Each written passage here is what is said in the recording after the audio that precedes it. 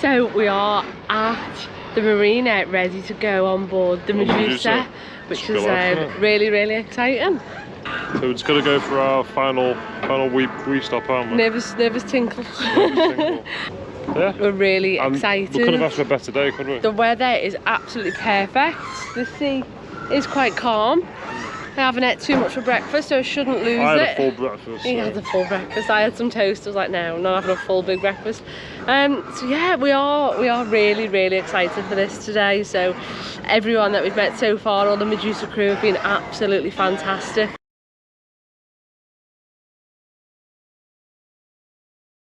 If I pop this out.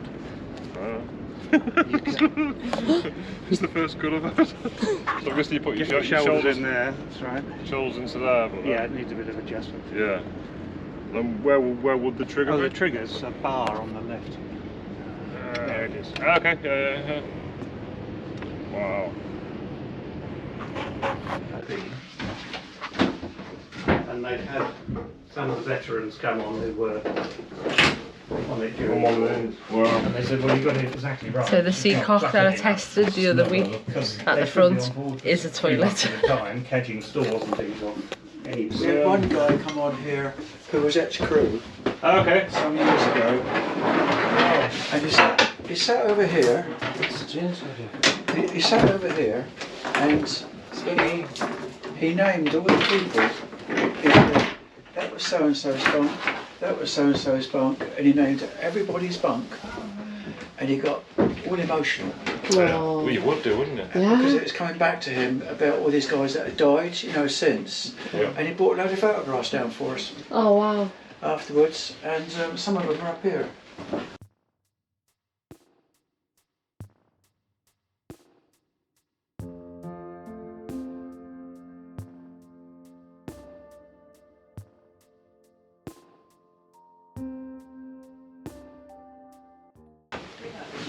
So we got the 2 tank spaces behind that, and you walk through the. Yeah, which we. Yeah, to where this. We've got these 2 bulkheads. Right. This is our storeroom, Yeah. isn't it? Oh, with the trap door, I saw you found. Yeah. So this is our store. Yeah, this is our storeroom, and then this door goes through into our workshop, doesn't it? Just trying to get the We've light. got some stairs behind you. Yes, so the double diagonal planking theme goes everywhere, doesn't it? Yeah. It's on all the bulkheads. Yeah. So this is where our stairs up is. Okay. Because I mean, this does about a mile and a quarter down. 51. Cruising. We've got, remember that block we've got in our ceiling, further down. right? But you said, oh, it doesn't do anything. Well, that's because the gun would have been bolted through it. No, The windlass is on that one. That's why it's strapped back to so many. No, it's that one there. That one, yeah. that one Because there. we've always seen that and gone, there's Why is there a big block right in the middle of the foredeck? Yeah. This has got the chain in it. Oh, The chain's stored under the floor. So that used to slap around in the seaway. You'd hear the chain just. Did you still do that? No, Or is it rubberised now? Or is it? I've strapped some gutter hedgehog to it. Good plan, yeah. There we go. Mind the boat. Yeah. Don't hurt the boat, doesn't matter what you hurt. As you can see, there's no protection from incoming up here at all. So it's Some ducking. wouldn't make any odds, would it? Come clean through. That's an original piece of kit. And you've got handed the Kent screens now work on their rubber bands. Wow. Did you bang your head? No, mind my boat. So, all weathers, everything happened from up here. Because you can see what we do. So, unlike modern engines where you have a linked throttle, this is all done by Ding ding. asking what you want.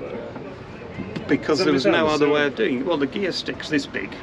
You'll see, when we're manoeuvring, you need somebody down there. Yeah, possibly 2 people in a tight situation. I'm trying to get my bearings because, like. Well, hold on. You'd come into our door Oh, I don't. there. Our tanks are here. Our fuel tanks are here. Okay. Well, we've got a fuel tank there and a fuel tank at the back, but our door is there, isn't it? What? Door for what? Well, to come into the engine room? No, door's there, forward. Our door's over there, Gemma. Our door is over there. Yeah, so I'm getting, it's hard, it's so like... Look at the size of them! I know. Well, they're 24 litres. That's 3 litres per pot. Wow. Because 8L3 means 8 cylinders of 3 litres each. Yeah. But they only produce 150 horsepower. So the engineer sits on the step here between the two engines with the gear levers in front of him. So you've got the gear lever and throttle for each engine. What? Alright. And sometimes there's 2 of them sitting side by side, and they've got to watch the 2 telefax I'm listening out for them as well. Are they louder on the engines, I guess? Okay, it's a good thing then, isn't it? when the engine's going. And they're I so bet these are smooth, quiet though, I was going to say. I so bet smooth they- at idle, you don't need muffs down. And you can stand it, you know the modern pound coins have got flats on? Yeah. You can stand one on the cylinder heads. Wow. Ow! You was all waiting for that, weren't you? Yeah. Don't blame you. Engine's huge. Absolutely huge. I thought engines would be. There we go. So if you step in that room, Right, hold on, where are we now? So, that's where we've got our big back room. So yeah, these are where all the kids' cabins are now. right, so this is the petty officers' mess. And they had their own loo between 2. So up forward, the ratings, there were up to 12 of them there with 1 loo. And Wow. then you get the petty officers with their own little space. Yeah. Should we watch Simon bang his head? Recording the impact, I think. So, Oh, he didn't do Jamie it. said- so even, it's been Royal Navy, even at the time they maintained the segregation and the hierarchy. Because these 2 men have got... Yeah, we've got some of them. We've got 2 of them. Oh, you found one, didn't you? I Yeah, saw yeah. that. Yeah, we've got 2. Yeah. Yeah, we've got 2.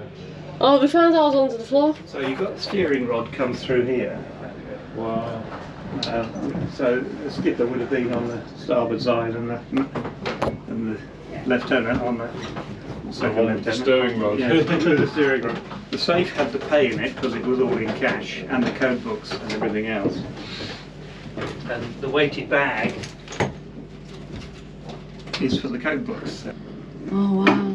So that's all 1391, 1392.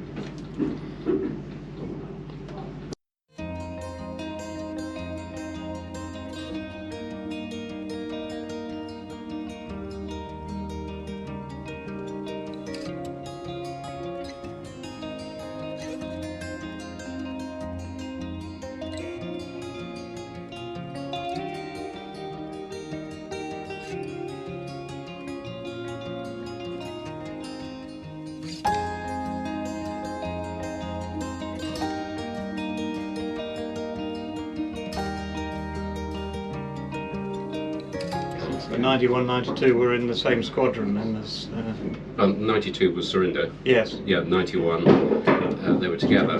Yes. And okay. they both did. Same. They were the 2 for Gold Beach. Yes. Okay. I found the switches.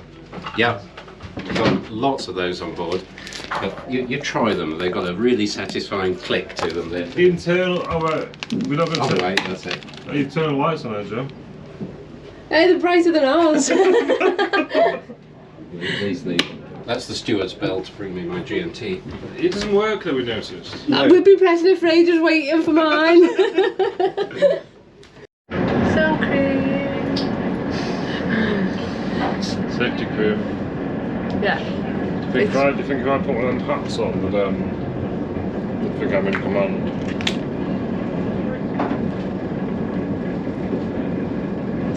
Does it suit me?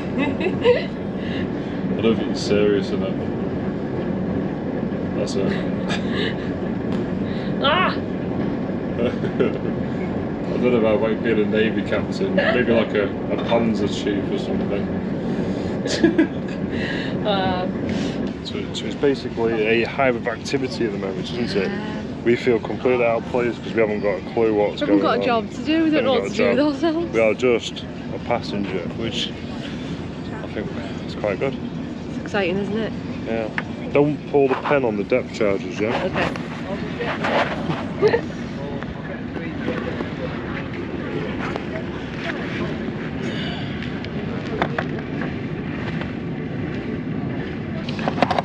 Apparently this is how you set the depth of the depth charge.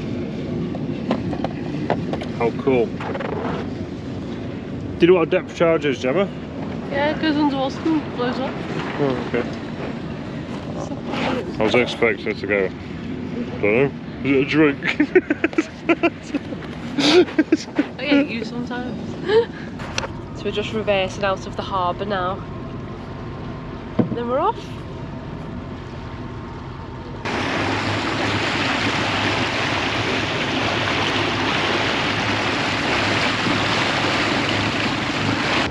This is the Prince of Wales and American supply ship, which we should know the name of, but we don't.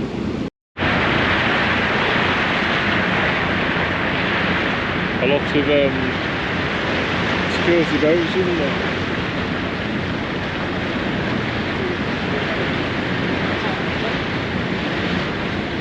So Gemma, we're going past an aircraft carrier and a World War II HDML, wow. So harbour defence.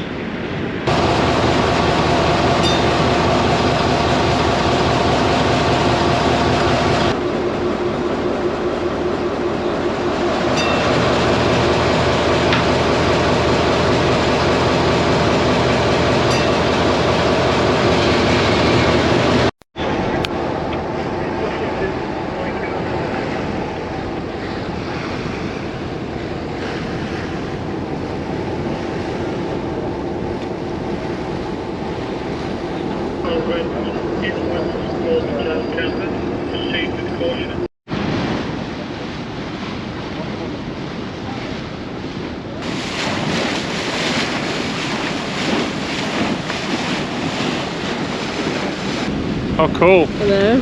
It's very stable. Wait.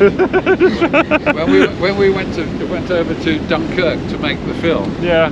we were rolling through 45 degrees either side. Was it? I mean, you know, it was almost up to that first level of planking as we went over and then came back again. Wow. But you got used to it. Who's driving now? I can't keep no up. hands. Can't keep up with him.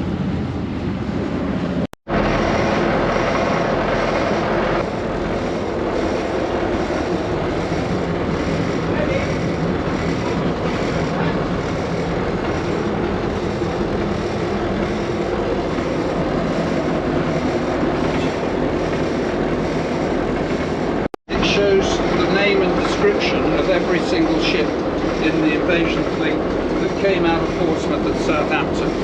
But don't forget that there were also ships that came out of Weymouth. Indeed, Medusa came out of Weymouth, okay, and others came out of Devonport as well. But there are about 3,000 ships across the Solent. They said you could actually walk across to the Isle of Wight.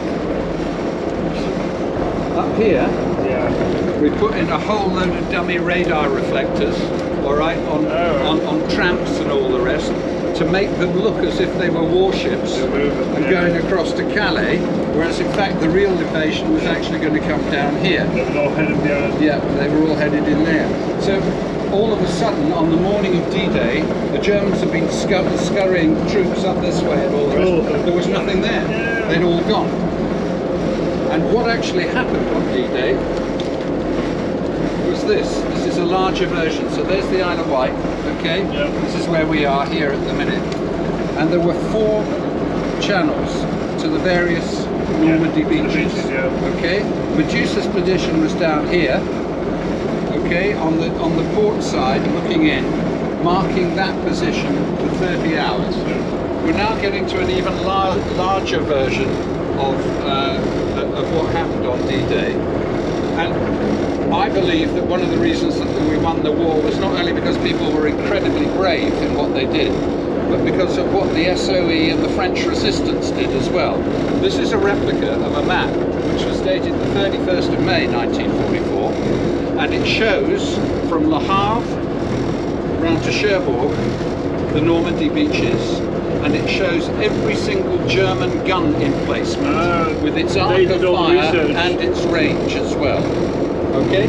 And these were all pinpointed, and you can see why they decided to actually choose the Normandy beaches, because compared with Cherbourg, compared with Le Havre and so forth, there were far fewer guns as it was. And Medusa, as I say, was just out here. Okay. Overall, coming in on one of those channels I showed you on the earlier thing, coming into Omaha Beach. Was it proven to be right, to be bang on accurate? It was. Because I can imagine there'd be a bit, Absolutely, absolutely, it was proven to be right.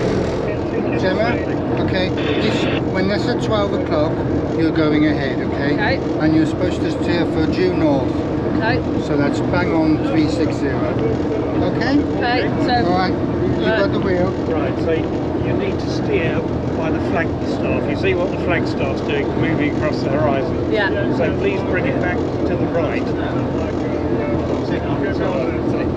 And so that's the world. This is the ship's heading. I'd like you to bring it back to 010, please. It's not turning. Oh, it is now. Is. You've got 54 tons of boat moving very slow. Once it's turning, it carries on turning. Right. So just creep across the horizon. And that's me 12 o'clock. Ignore that for a moment. So we're steering to keep the flagpole static. Okay. So you're only 5 degrees off. So judge it on the horizon. Pick a hill or a... Oh, it's not miles away now. No, you're fine.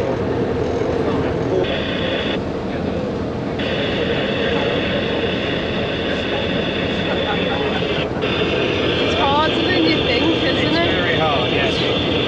It's even harder when it's rolling in a sea.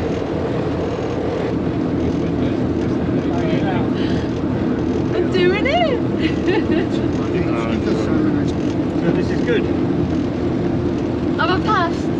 Yeah. Don't crash. You've got another 14 minutes. So what's your heading you've been told to stick at, Jim? 010. 010, so you keep fluctuating, that's good. You do well there almost. 5 degrees off. Is that good, is it? That's fine, yeah. Oh yeah, I mean sometimes with a running sea you can be 30 degrees off. Yeah. So you've got 54 tons of rotary momentum. Yeah.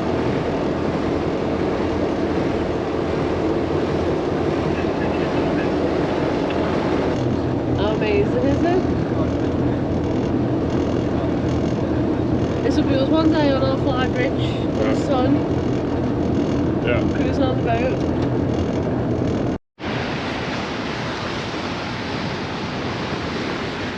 Anchor. Pardon? No, I'm not.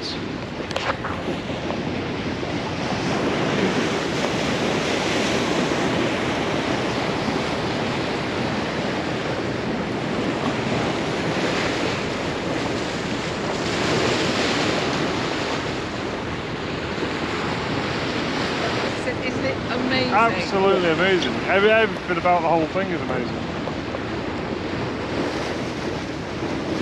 Well, here's Medusa, and she's my baby. I've been on here for 25 years now, and I'm part of a volunteer crew that look after her, operate her, and tour guides, make the tea, fix things, everything that needs doing to keep an old vessel going. And this particular one, Medusa, she was built in Poole. There were roughly 30 yards around the UK that built with HDMLs, all small yards that had built private vessels before the war. And they were turned over to building vessels like this. They were built by craftsmen. They took a care in what they did, and unlike some of the bigger ones which came as a big airfix kit, these ones were built from scratch. And by the time these were built, then the materials weren't quite as good as they were at the beginning of the war, but the craftsmanship was superb, and that's why she's still here with us. Very much our mission as a group is to keep this vessel at sea as long as we possibly can. And we did a major refit on her some years ago, which we regarded as a midlife refit. She was 60 years old then. We did everything on her to make it last another 60 years. that's the plan. Unless we have a major failure, she'll be good for that. Yeah. Yeah, she's a beautiful vessel. So when these boats were first built, how long was their life expectancy of construction? The Navy built 464 of these. They were originally intended for an offshore screen to keep submarines out of harbours. So they were intended to stay at sea quite a long time. Yeah. But they were only ever intended to have about a 5-year operational life. And there was no real role for them post-war. Many of them ended up on the beach being burnt for the copper that's in them. Some were converted to private vessels, but by the 1960s there weren't many of these left. Currently there's about 20 hulls left worldwide. If you can give us any advice for ours, what would it be? I absolutely take my hat off to what you're doing, because I've been through it a couple of times now. Probably the biggest piece of advice is you will have days when you wonder why on earth you did this. You'll wish for a deck chair in the back garden and never see a boat again. And the answer is have a glass of something, pick yourself up and carry on. Keep chugging on. Yeah. When we were halfway through the refit on Medusa, our boatyard burnt down. We'd just finished refurbishing the engines. They were fried.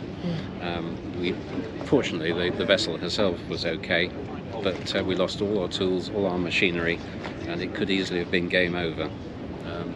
The mental effort to pick ourselves up and carry on was just unbelievable. I hope you don't have a moment like that, but you will have moments. Possibly the other thing is just do everything to the highest standard you possibly can. Best materials. Yeah, it's very tempting to put a bit of DIY plywood on there. It'll look pretty for a year, then it'll fall to bits. We've seen the consequences of that already, haven't we, with what we're ripping apart, so we understand that. Don't use... We're learning from their mistakes, aren't we? So. Yeah. Well, we know quite a lot about the history of Surinder, and we know what was done and when it was done, and she wasn't done to a good standard. Well, but she lasted 40 years. Yep. So, I guess the other thing I would offer is you'll get all sorts of comments from people about what sort of time or state you should put her back to. There's no right answer with this. The Medusa, as it happens, she never altered from as she was built. She's been like this all her life. It's not that we found a houseboat and put her back again. This has been Medusa. You can look at pictures every year to when she was born, and she looks like this. Your vessel has been as she is for far longer than she looked like this. There's just no point in trying to put her back as she was. So the thing I would offer is do whatever suits you with her. Ignore what anybody else thinks, me included. So what are your plans with the Medusa for the next couple of years? Have you got anything in the pipeline? You going anywhere? Yeah, usually we have a pretty busy schedule. We put in about 50 sea days a year, and that normally includes a couple of weeks over in France for D-Day commemorations, and we do all the D-Day ports. We've had a couple of invitations to the Channel Islands for May for their liberation. All of these have been cancelled, but we're going to pick them up again next year. So generally we do days out, weekends out, and a couple of long deployments each year. The one thing we have got planned for this year, which we do every year, is Medusa rejoins the Royal Navy for a few days. Wow. She has what she refers to as her granddaughters. The Royal Navy have a fleet of 20-metre fast patrol boats, and Medusa is their natural grandmother. And if you look at their office in the naval base, there's the crest for each of their vessels, and in the middle is Medusa's crest. And they still treat us as one of their own, and we will join in Plymouth on the 9th and 10th of July for a fleet exercise. It's great fun. It's a bit like Strictly Come Dancing on water.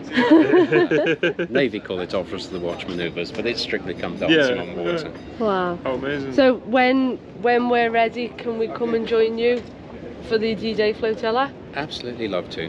In about 10 years? Yeah. We 10 years. If you go back enough years, I think it was 50th anniversary of D-Day. There was ourselves and another HDML that had been converted called Fantasia. and we went in company.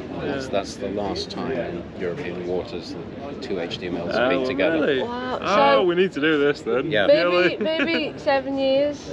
Yeah, okay. Oh no, the 8 years, isn't it, until the 85th? Yep. Well, you're on. So It's a there's date. the goal. There's the There's date. our goal. 8 years. I said 10 years, but So we've got 8 years for the 85th push the time scale a anniversary. bit. Yeah. But we'd absolutely love that. But we So would we. we could take veterans and veterans' family across in our big boat. Yep. You know, we've heard stories that there was parties on Surrender and they had 80 people on board. Yeah, I can well believe it. It's like, I don't know where they put them all. Yeah. Yeah. If you start putting that number of people on, it starts to explain the amount of ballast you've got in Oh, that's there. where the balance is. Yeah. So, Thank you so much for having us this weekend. It's been a pleasure, hasn't It's been it? a pleasure, absolutely amazing, and we will be back. So would you recommend we paint our hull inside? it certainly doesn't do any harm. It brightens it up. Yeah, there's schools of thought that says leave it open and let the moisture out. We've not had any problems painting it, and the Navy painted them. That's good enough for us. Yeah. That's it. I'm a big believer of painting your boat. Yeah. So would we have had a bell? Yes, definitely. And we don't know where it is. No. I want to ring the bell.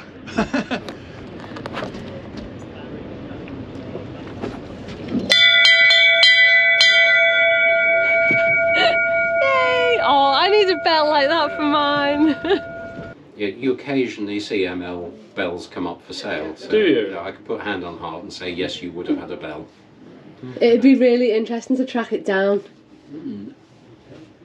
It would be absolutely wonderful. Chances are Slim. slim to zero. We've got quite an Yeah. audience there, we've quite a Yeah. bit of push. You know? I think it's going to be hidden in someone's like garage or loft, isn't it, or Yeah, something? well, put a plea out there. on Can we have on our bell Facebook. back?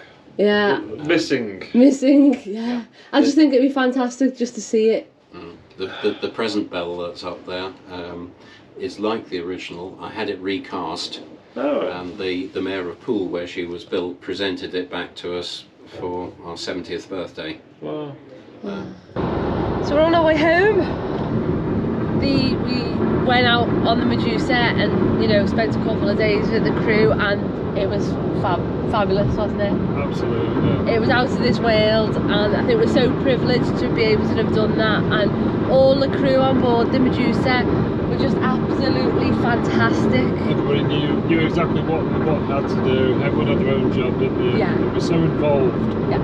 Yeah. So we've learned a lot. Yeah. And you got to beep the horn, didn't you? I got to beep the horn on the Medusa. Rang the bell. I rang the bell, so that was my highlight. Oh, you owe them beers now, though, if you ring the bell. I ring the bell, I owe the beer. So next time I'm down, boys, You're gonna buy the beers. beers are on me.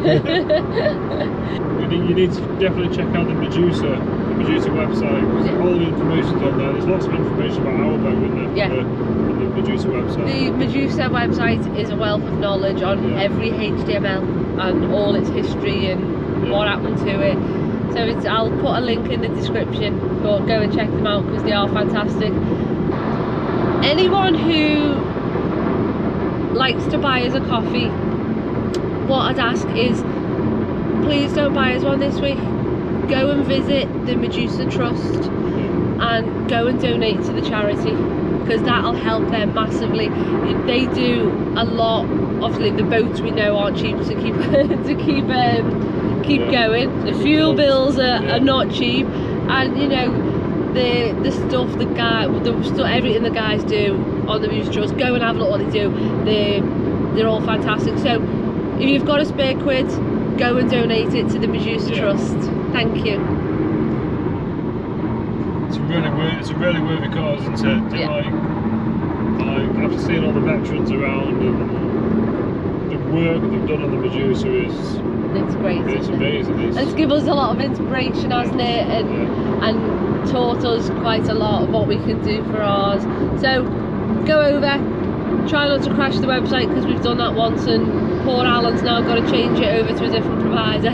So if it doesn't work when you go on, give it a couple of days and it'll be fine. Yeah. So thank you. If you see what we can see, then adventure waits for all of us. There's a place that we should be. Come along, 'cause it's high tide and we can't lose. Come and drift away with us. Come and drift away with us again. So now that you're on board, let the love we share take hold of you as we move a little more.